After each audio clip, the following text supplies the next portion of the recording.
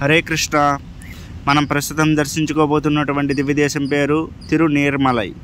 ఇది 108 దివ్యదేశాల్లో 61వది. చెన్నైలో ఉన్నటువంటి 7 దివ్యదేశాల్లో ఇది ఒకటి. దీన్ని ఎలా చేరుకోవాలంటే చెన్నై పట్టణంకి వచ్చి చెన్నై నుంచి లోకల్ ట్రైన్స్ చాలా వెళ్తాయి తాంబరంకి. చెన్నై పార్క్ నుంచి తాంబరంకి అనేకమైనటువంటి రైళ్ళు ఉంటాయి, లోకల్ ట్రైన్స్. ఆ లోకల్ ట్రైన్ మనం పట్టుకున్నట్లయితే పల్లవరం అనే చిన్న స్టేషన్కి మనము టికెట్ తీసుకోవాలి. పల్లవరం నుంచి మనకి విపరీతమైనటువంటి బస్సులు ఉంటాయి. తిరునీర్మలై అని చెప్పగానే మనకి ఆ స్టేషన్ దగ్గర దించేస్తారు. అత్యంత ప్రసిద్ధి చెందినటువంటి దివ్యదేశం ఇది. ఇక్కడ ఉన్నటువంటి పెరుమాళ్ పేరు తిరునీరవన్న పెరుమాళ్ అంటారు. భగవంతుడు నిల్చొని తూర్పుకి అభిముఖంగా ఉంటారు. ఇక్కడ విశేషం ఏమిటంటే ఇక్కడ ఒక దివ్యదేశమే అయినప్పుడు కూడాను 4 పెరుమాళ్ళు ఉంటారు. ఎవరెవరంటే కిందనేమొచ్చి నీరవన్న పెరుమాళ్ళు ఉంటారు. కిందనంటే ఇక్కడ కొండ మీద 3 పెరుమాళ్ళు ఉన్నారు, కిందన 1 పెరుమాళ్ళు. అదే ముఖ్యమైనటువంటి పెరుమాళ్ళు తిరునీరవన్న పెరుమాళ్ళు, ఆయన కింద ఉంటారు. ఇంకా కొండ మీద ఉండేటటువంటి పెరుమాళ్ళ పేర్లు నరసింహస్వామి, ఆయన కూర్చొని ఉంటారు. రంగనాథ స్వామి పడుకొని ఉంటారు. ఇంకా త్రివిక్రమ పెరుమాళ్ అంటే వామనస్వామి, ఆయన నడుస్తూ ఉండేటట్లు అంటే ఈ లోకాన్ని కొడిచేటటువంటి రూపంలో ఉంటారు. తాయారు పేరు శ్రీ అనిమ మలర్ మంగై తాయారు. భగవంతుడు ఇక్కడ తొండమాన్ చక్రవర్తికి, భృగు మహర్షికి, మార్కండేయ మహర్షికి ప్రత్యక్షమయ్యారు. 4 పుష్కరిణిలు ఉన్నాయి. కారుణ్య పుష్కరిణి, క్షీర పుష్కరిణి, స్వర్ణ పుష్కరిణి, సిద్ధ పుష్కరిణి. ఈ 4 పుష్కరిణులు ఇక్కడ మనం చూడవచ్చు. శాంతి విమానము, రంగ విమానము, తోయగిరి విమానము అనేటటువంటి విమానాలు ఇక్కడ ఉన్నాయి. దీన్నే మనం శ్లోక రూపంలో చెప్పుకున్నట్లయితే భాతి శ్రీమణికర్ణికాఖ్య సరసి శ్రీ నీర్మలాఖ్యే పురే నీర్వన్నన్ విభురత్ర తోయగిరి రితిఖ్యాం విమానం శ్రితః నాయిక్యాత్వని మామలర్ పదయుజ మాణిక్య సయ్యాంగతో లంకా పట్టణ వీక్షితాంచిత వపుస్తుండీర దేశ ప్రభు తొండమాన్ మహారాజ మార్కండేయ భృగోత్తమై ప్రత్యక్షత కలిధ్వంసి శ్రీభూత ముని కీర్తిత అనేసి. అద్భుతమైనటువంటి దివ్యదేశం. ఈ క్షేత్రాన్నే తోయగిరి క్షేత్రము అని అంటారు. ఇంకా తోటాద్రి అని పేరుతో కూడా పిలుస్తారు.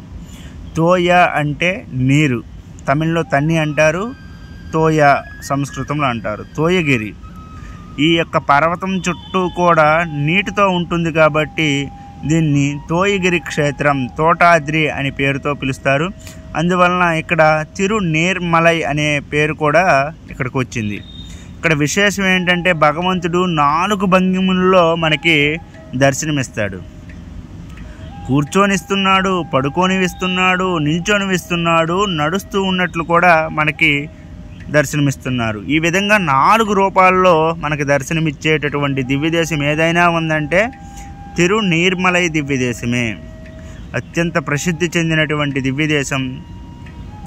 ఇక్కడ విశేషం ఏమిటంటే తిరుమంగయ్య ఆళ్వార్లు, భూదత్త ఆళ్వార్లు మంగళాశాసనములు చేసినారు. ఇందులో తిరుమంగయ్య ఆళ్వార్లే దాదాపు 20 పాసురములతో భగవంతుని కీర్తించడం జరిగింది. భూదత్త ఆళ్వార్లు 1.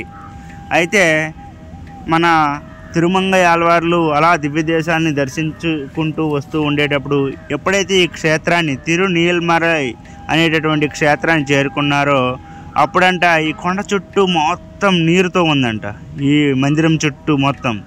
అప్పుడు భగవంతుడిని దర్శించడానికి కాలేదు. అయితే ఎప్పుడైతే నీరు ఎండిపోతుందో అప్పుడు భగవంతుని దర్శిద్దామనేసి 6 నెలలు తిరుమంగయ్య ఆళ్వార్లు 6 నెలలు అక్కడే నిరీక్షిస్తూ ఉండిపోయారంట. అదే మనమైతే బస్సులో వస్తాము, గుడి మూసారంటే అయ్యో మనము 2-3 గంటలు వెయిట్ చేయాలంటే కష్టం అనేసి మనం వెళ్ళిపోతుంటాం. లేకపోతే మనం ఒక పుస్తకం తెచ్చుకుంటాము, ఎన్నెన్ని దివ్యదేశాలు చూసామో 108లో అంటూ టిక్కు పెట్టుకుంటూ పోతూ ఉంటాం.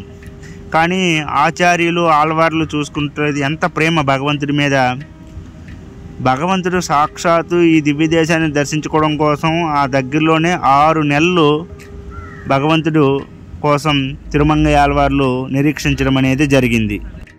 ఆ తర్వాత ఎప్పుడైతే నీళ్లు ఇంకిపోవడం జరిగిందో ఆ తర్వాత ఇక్కడ ఆళ్వార్లు రంగనాథ స్వామిని, నరసింహస్వామిని, త్రివిక్రమ పెరుమాల్ని అందరినీ కూడా దర్శించుకోవడం జరిగింది. ఇక్కడ ప్రధానమైనటువంటి పెరుమాళ్ మాత్రం కిందనే ఉంటారు. ఆ కింద ఉన్నటువంటి పెరుమాళ్ పేరే తిరునీల్మలై అనేటటువంటి పెరుమాళ్. ఇక్కడ తిరుమంగై ఆళ్వార్లు అనేకమైనటువంటి పాసురములతో భగవంతుని స్తుతించినప్పుడు ఒక విషయం చెప్పారు. ఏమంటే తిరునరైయూర్ అనేటటువంటి దివ్యదేశంలో భగవంతుడు నిల్చొని ఉంటాడు. తిరువాలి అనేటటువంటి దివ్యదేశంలో నరసింహుడిగా కూర్చొని ఉంటాడు. తిరుకురుందై అనేటటువంటి దివ్యదేశంలో ఇంకా పడుకుని ఉండేటట్లు ఉంటాడు. తిరుకోవెలూరు అనేటటువంటి దివ్యదేశంలో ఉలగానంద పెరుమాళ్గా ఆయన ఈ ప్రపంచాన్నే జగత్తునే కొలిచే విధంగా ఉంటారు. ఆ 4 దివ్యదేశాలు వేరు వేరు స్థలాల్లో ఉన్నాయి. అయితే ఇక్కడికి వచ్చినట్లయితే ఆ 4 యొక్క దివ్యదేశాలని కూడా ఒకే దగ్గర ఉండేటట్లు మనం ఇక్కడ దర్శించుకోవచ్చు అనేసి ఆయన ఆ పాసురాల్లో కీర్తించడం అనేది జరిగింది. అంతేకాకుండా వాల్మీకి మహర్షి ఈ స్థలానికి వచ్చినారంట. ఈ ప్రదేశానికి వచ్చి మొట్టమొదట రాముడి చేత పూజింపబడినటువంటి రంగనాథ స్వామిని దర్శించుకున్నారు. తర్వాత నరసింహస్వామిని, తర్వాత త్రివిక్రముణ్ణి దర్శించుకున్న తర్వాత ఆయన మనసుకి ఇంకా ఆనందం కలగలేదంట. ఏంటి అనేసి తెలిస్తే భగవంతుడు అనుకుంటున్నాడు, ఎందుకు ఇంకా సంతృప్తిగా లేడు వాల్మీకి అనేసి అనుకున్నప్పుడు ఆయన నిత్యము పూజిస్తున్నటువంటి శ్రీరాముడి దర్శనం మాత్రం జరగలేదంట. అప్పుడు వాల్మీకి కోసం ఇక్కడ ఉన్నటువంటి 4 పెరుమాళ్ళు ఎవరెవరు? తిరునీర్మలై, ఉలగానంద పెరుమాళ్, అదే మన త్రివిక్రముడు, రంగనాథ స్వామి, నరసింహుడు, వీళ్ళందరూ కూడా సీతారామ లక్ష్మణ భరత శత్రుఘ్నులు హనుమంతుడిగా మారిపోయారంట. ఆ గరుత్మంతుడు, వినాయకుడు వీళ్ళందరూ కూడా కలిసి భగవంతుడిగా రాముడు ఏ విధంగా ఎవరైతే సేవకులుగా ఉన్నారో వాళ్ళందరిగా మారిపోవడం జరిగింది. ఆ తర్వాత వాళ్ళందరినీ చూసిగాన వాల్మీకి చాలా ఆనందం కలిగిందంట. ఇప్పటికీ మందిరంలోకి కింద ఉన్నటువంటి మందిరానికి మనం వెళ్ళినప్పుడైతే ఆ ద్వారానికి ఎదురుగా ఉండేటటువంటి విగ్రహాలు ఎవరు అంటే శ్రీరామచంద్రుడు ఉంటాడు. మొట్టమొదట మనకు కనిపించేది, దర్శనమిచ్చేది శ్రీరామచంద్రుడే. ఆ తర్వాత మనకి తిరునీల్మలై అనేటటువంటి మన స్వామివారు దర్శనమిస్తారు. ఆయన మాత్రం గంట స్తంభానికి ఎదురుగా ఉంటారు. కానీ మొదట మాత్రం మనకు దర్శనమిచ్చేది శ్రీరామచంద్రుడు. ఇక్కడ మనకి నీరాజీ మండపంతో పాటు వసంత మండపం కూడా మనకి కనిపిస్తుంది. అద్భుతమైనటువంటి స్థలం. ఇక్కడ భగవంతుడు ఎంతో కరుణతో కూడుకుని ఉంటాడంట. ఎలా అంటే తన భక్తుల్ని చూసిగానంట నీరు ఎలాగైతే ద్రవత్వంగా ఉంటుందో భగవంతుడి హృదయం కూడా ద్రవత్వంగా మారిపోతుందంట. ఇక్కడ భక్తులంటే భగవంతుడికి అత్యంత ప్రేమ. మనం చూస్తున్నాం ఉత్సవ విగ్రహాలు మీద నుండి కిందకి తీసుకెళ్ళిపోయి అక్కడ నేను వెళ్ళిన రోజు రథయాత్ర గరుడ ఉత్సవం జరగబోతుంది. భగవంతుడి యొక్క ఉత్సవ విగ్రహాన్ని ఈ విధంగా కిందకి తీసుకెళ్తూ ఉన్నారు. ఇక్కడ భృగు మహర్షి, మార్కండేయ మహర్షి అత్యంత కఠినమైనటువంటి తపస్సులు చేసి భగవంతుడిని ప్రసన్నం చేసుకున్నారు.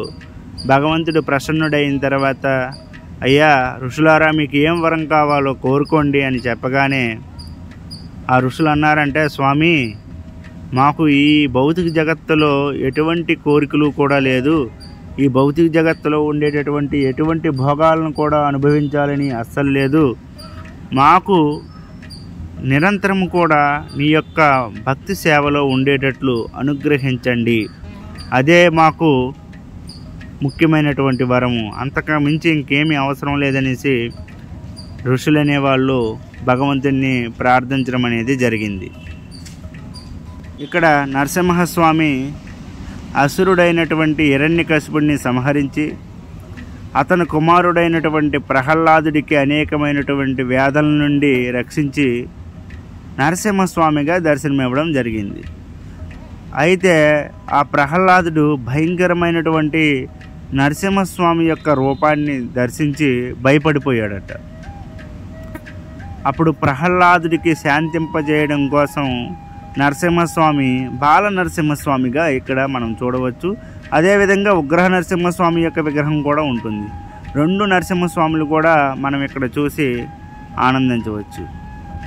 అద్భుతంగా ఉంటుంది. మొట్టమొదట మనం రంగనాథ స్వామిని దర్శించుకోవాలి. రంగనాథ స్వామిని దర్శించుకున్న తర్వాత పరిక్రమం అంటే ప్రదక్షిణ మార్గంలో వెళ్ళేటప్పుడు లోపల మనకి నరసింహస్వామి కూర్చొని ఉంటారు.